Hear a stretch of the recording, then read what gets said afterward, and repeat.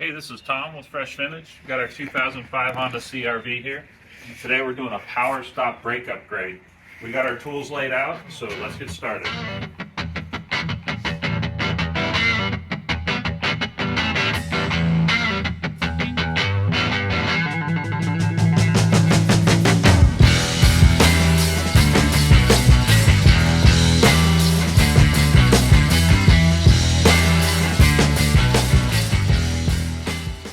Jack, and we have our jack stands here. Actually, the standard height jack stands you go to the store and buy, they were too short for this, so we went out and got our extra tall ones here.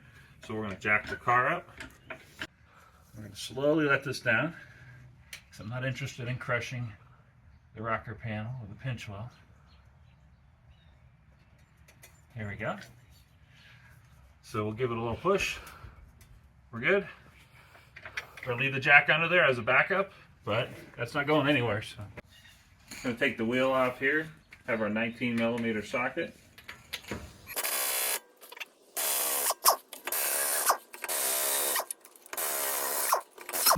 Dang, the dealer put those things on tight.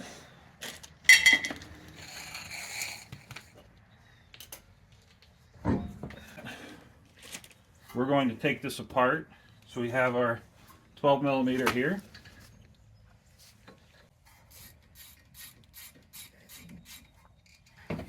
That one's out.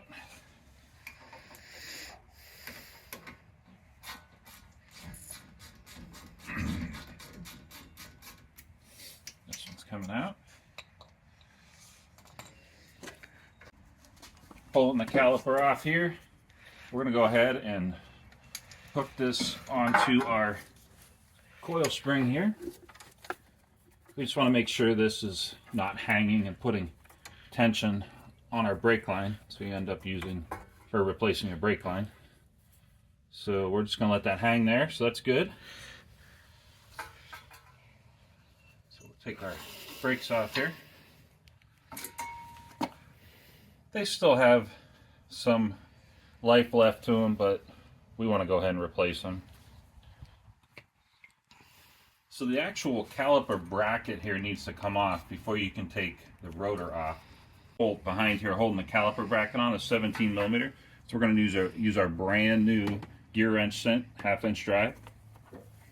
Oh yeah, there we go, brand new and shiny. 17mm here.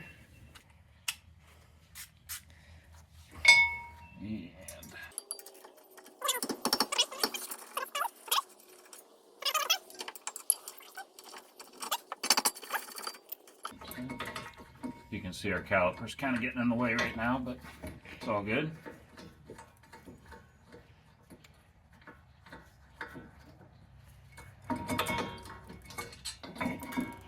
And here's our caliper bracket.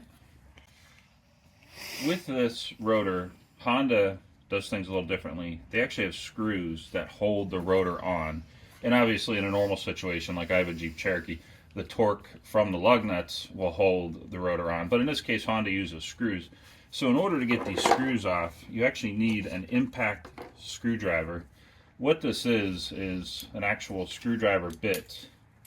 And there's different ones. There's actually flat blades in there. And this is a Phillips. And so you definitely want to make sure you find a Phillips that fits in here as tight as possible.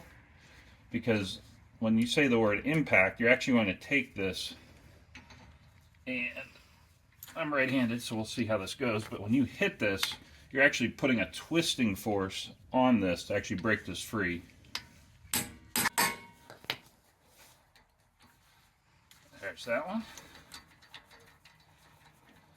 No fake on this channel. There's the screw. The dealership actually was nice enough to put some newer screws, and that one was loose, so we didn't do that for the video. That one was loose. So not so good job on the part of the dealership there. But here is our rotor. And I mean, it's not bad. You could drive it around another year. But we want to upgrade. We want a Powerstop upgrade, so that's what we're going to do right now. So we have this torn down to where we're ready to put the new rotors and brake pads on. Just a quick side note, this is where I normally like to take a look, and to simplify this as much as possible, look at everything in here. You may not even 100% understand what's going on in here, but if you see anything wet in here, that may be an indication that something is leaking or something is broken. All of our hoses look dry. All of the joints here look dry. I was commenting earlier, this is actually starting to get dry rotted, so on the CRVs and pilots, that's pretty common to get replaced at about 100 or 150,000 miles, but just give it a quick look, because you never know. This is a perfect time to spot something and get it fixed before it leaves you stranded on the side of the road. But with that, we're going to go ahead and put some brake cleaner on our new rotors, just to get any film or any kind of dirt or anything. Give these a quick spray. That may be a little too much, but better overkill, I say. There's that. You'll notice I'm wearing gloves. There's that. All right. Now, these actually have driver's front, passenger front, and so on. And the one thing you want to do is make sure you line up not just the holes, but the ones with the chamfers in them. So this may take a second to figure out where your holes are in relation to the actual screw holes. We have our anti-seize here, and I plan on having this CRV for quite a few more years. And a real simple thing you can do is just put a little bit of anti-seize on these screws. You don't need to go crazy with it, and just screw it back in. And obviously this isn't a head bolt on an engine, but you want to get these relatively tight. Check your torque spec. That's tight. Oops, let's turn the screwdriver the wrong direction. There we go. All right, good to go. Let's work on loading this caliper with brakes. Let's talk about brake pads. So the original brake pads, they're not too bad. I mean, you could probably drive around them another year, but these are actually carbon fiber infused brake pads. They are ceramic and they have carbon fiber in them, and it's going to give you upgraded stopping performance and longer lifespan. And when you combine that with the heat dissipation, people may not realize the slots and the holes actually dissipate the heat. So as you're turning the wheel and you hit the brakes, your heat's coming out here, whereas with the old rotor, it doesn't really have anywhere to go because it's just going to get hot and hot and hot, whereas these actually dissipate the heat by going through the holes and the actual slots. So that's definitely why these things are going to last longer and run cooler for you over the lifespan of the vehicle. We have our Powerbuilt Master Disc Brake Kit. You can rent these at any Advanced Auto Parts. Great tool to have, not just for the front, but the rear brakes. And with that, make sure you read open on other side. That should be in like gigantic letters or something, but that's a different conversation for a different day. Yeah, open this side so it doesn't make a mess like I just did. But in here, this is a one-stop shop for all caliper and brake work.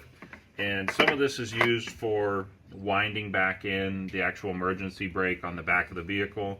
And with that, this here is a really common tool that we're going to use right now.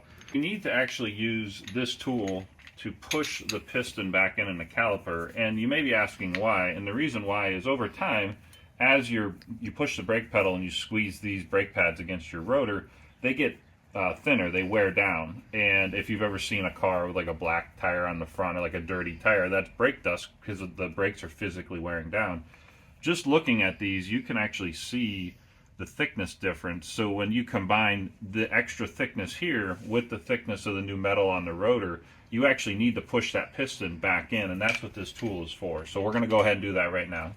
So we have our caliper, and I always go low dollar way and actually use an old brake pad, but this is as simple as just take your time. It should go in.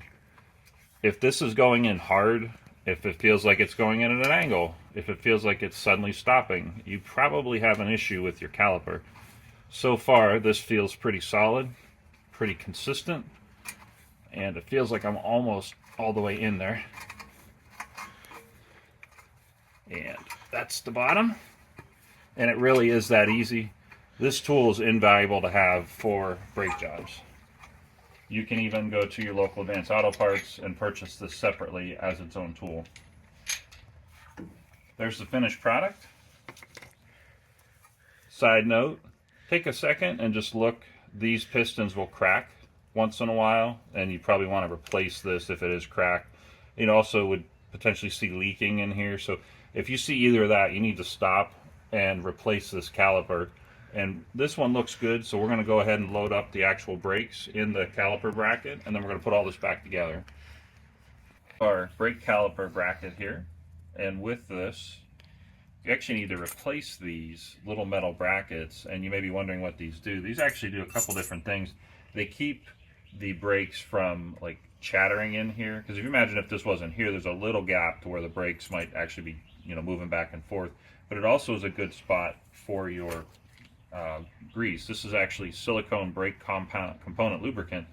With this, you actually put it in here, and as this moves back and forth in here, it helps to keep this from chattering and making a lot of noise for smooth, silent brake operation. As a side note, Powerstop gives you a whole bunch of different variations on this, so make sure you take the time. We had to match these up. But we're going to go ahead and install these right now into our brake caliper bracket.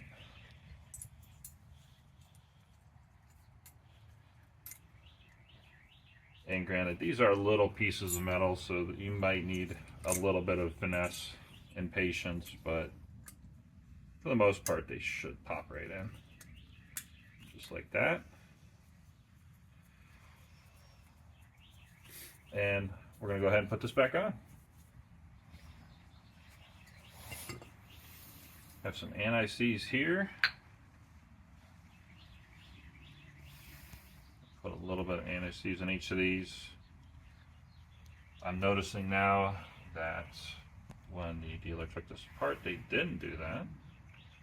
It's always a good idea, anti-seize, because if you're going to have this car for 5 more years, 10 more years, whatever, do your future self a favor and get some anti-seize on here.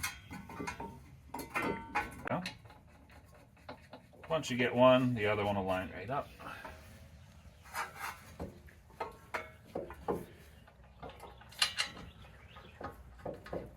There's that one.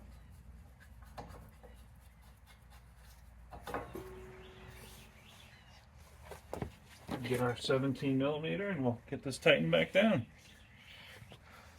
So 17 millimeter, in this case the 1/2 inch drive gear wrench. Torque this down. And there's a torque spec for this, so make sure you look that up. There's that. That's plenty tight. Give this one more just to make sure. That's plenty tight. And let's go ahead and put our brakes in. So something that you always want to do is take the time to put, you don't have to get crazy with it, but make sure you put some actual silicone, in this case it's called silicone brake component lubricant, on here. And just spot checking, this pad was on the back, so we're going to make sure this pad goes on the back. There's that one. Yep, there we go. I like to put this on here. You don't have to put a ton on here. I've seen people literally like paint this, like they're painting a painting or a masterpiece or something. But this should just slide right in here.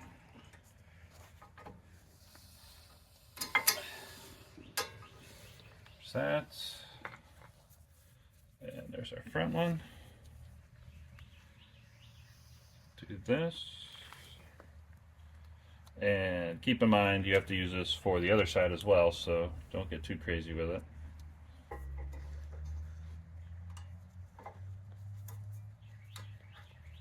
go. That had to go in at the exact right angle, otherwise it was not having it. So keep that in mind when you're putting these in. But that grease is happy. That brake pad is sliding, so we're good. Quick side note, I've seen on the internet, we've heard people talk about, putting anti-seize, putting this grease on these brake pads. So we'll make this as simple as possible. Put some silicone compound lubricant, put some anti-seize here, and don't put it anywhere else on this brake pad.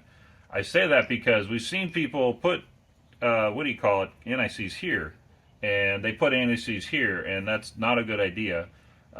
You want this to actually have friction, and if you're putting anti-seize here, you're directly preventing friction from happening and your brakes from working. So only put the anti-seize or silicone brake component here and here. That's it.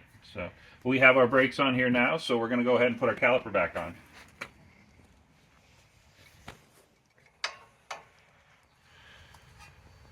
And since you pushed your piston in here, you're probably going to have to adjust these actual sliders. And as a side note, this kit comes with new rubber actual pieces, but these are moving, they're not cracked, they're not worn, so we're not replacing those. There's that. And that's going to stay right there. Put some quick anti-seize on here. Put this in here. You have to be careful that caliper. I got lucky and left it sitting there, but it could have easily fallen off and messed up the brake hose. That one's going in nicely. And just a little bit of anti-seize there. That one in. Those are going in quite nicely.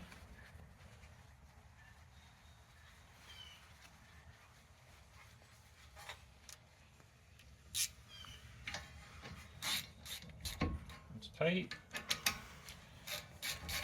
That one's tight. Okay.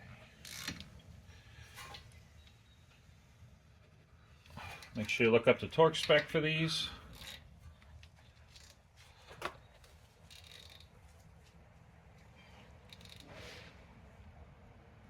That's tight. And don't forget your bungee cord, so you're not driving down the road wondering, what's that clanging noise? Let's go ahead and clean all this out of here and we'll get the wheel back on. We have our wheel on here, and I went ahead and put anti-seize in each lug nut. I was debating whether or not to try to do this, but you can see it would end up just painting the rim. So I went ahead and just put it inside the lug nut. Much cleaner. And we'll go ahead and torque these down. And you may be asking, what's this long stick? A lot of people already know what this is, but this in itself, without this on it, this will probably put 300 to 400 foot-pounds, depending on the impact gun, to these lug nuts. These are 80 foot-pounds, and that's what this stick does. This stick actually gives you only 80 foot-pounds worth of torque through this shaft to the actual socket. These, on top of that, these are aluminum lug studs, not the nuts themselves, but the studs that these lug nuts are on are aluminum. So if you went and hit this with full-on torque, you could actually break these off. And we've had stories where people go to a quick lube place and they bust these lug studs off because they're aluminum, and this is way, way, way beyond the capacity what these will handle. So with that, we're going to go ahead and torque these down.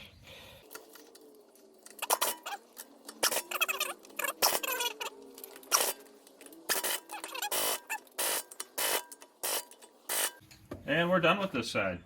Let's go ahead and we'll get the passenger side done. Have our Honda CR-V jacked up. Got our jack stand under here nice and solid. So we're going to go ahead and rinse and repeat on this side, and let's get started.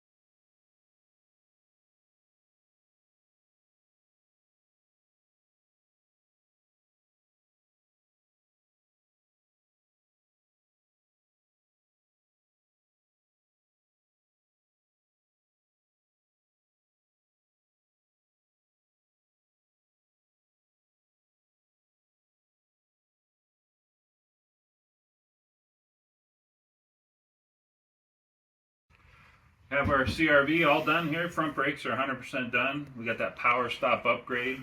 So we're going to go ahead and put the wheel on, tighten the lug nuts down, make sure it's 80 foot-pounds. And from there we're going to go out and set these brakes. If you read the actual box, I don't have it in front of me, but it actually gives you a break-in pattern. If you look at your box here, it has a break-in pattern. 5 aggressive decelerations, 5 moderate decelerations, and then drive slowly, let your brakes cool. So we're going to go do that now to get these brakes properly set in and get the pads happy with the rotors.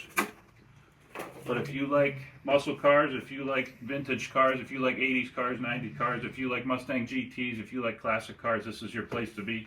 Please subscribe, like the video, and thanks for watching.